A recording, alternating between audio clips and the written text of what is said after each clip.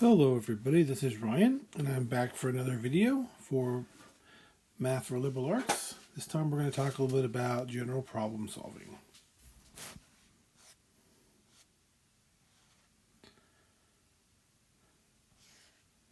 So here's a little sentence. Extract relevant information from word problems and interpret mathematical notation in real world contexts. The how on approaching math problems.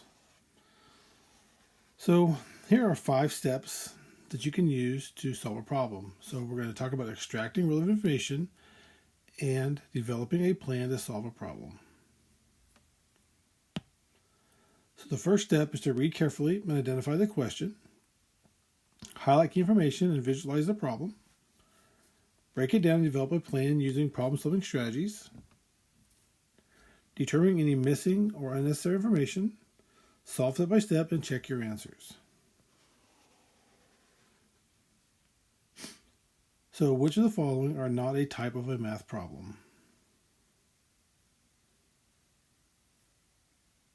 Solve, simplify, calculate, present, graph, multi-step.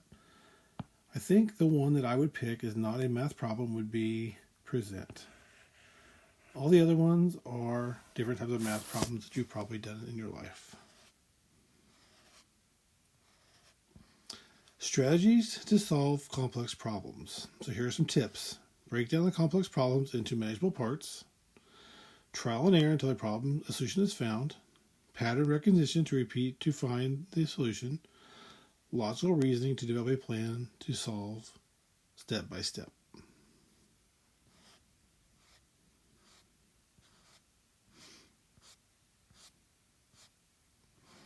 Here are some different technology tools that you can use. Graphing calculators, spreadsheets, math software. You probably all use a graphing calculator or at least a calculator. Excel would be for spreadsheets. The most common graphing calculator would probably be a TI-84. And math software like GeoGebra is one different thing, or there's several others out there. Desmos, if you've ever seen, so if you go out on the internet and you search for Desmos, you're going to find a online graphing calculator.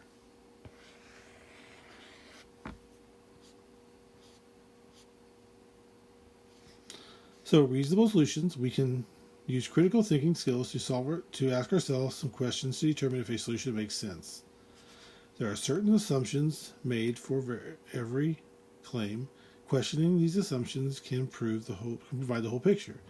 Using mathematical details to quantify claims can strengthen arguments by providing further detail. So, all the following are examples of critical thinking except, questioning assumptions, searching for evidence to support a claim, recognizing vague claims, focusing on the number and not on the context, diving deeper into the details of the claim. So I would choose focusing on the numbers and not on the context, because context provides you a lot of information about your problem. Here's another tip. Identify the required data in solving math problems. So using data to solve problems, the context and values of data can provide insight that can be used to solve problems. So here's some required data. So identify required data. To solve a problem effectively, we need to first identify what information is necessary. Math information is often given as data. So here's some different types. Graphs translate numerical data into visual forms to help recognize patterns. So that'd be something like a chart, like this, like a graph. Charts provide structured presentations of data such as percentages, processes, or systems. So that'd be kind of like, you could think of this as a bar chart. You guys have all seen a bar chart. Or a pie chart. Tables organize data concisely and can be especially helpful with statistical problems. So a table would look something like this. You'd have some values in rows.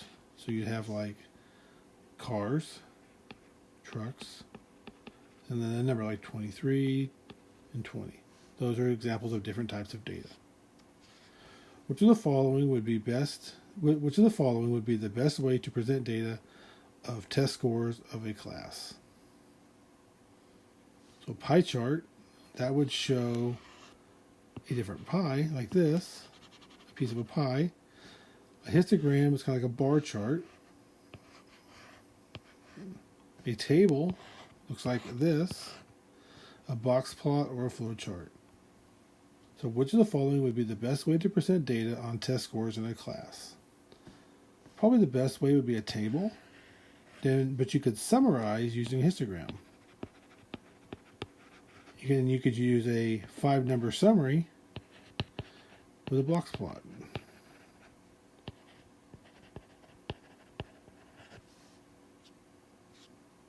General problem solving. We use general problem solving techniques to know how to approach problems, develop a plan to solve, use mathematical tools and strategies to make and present reasonable claims.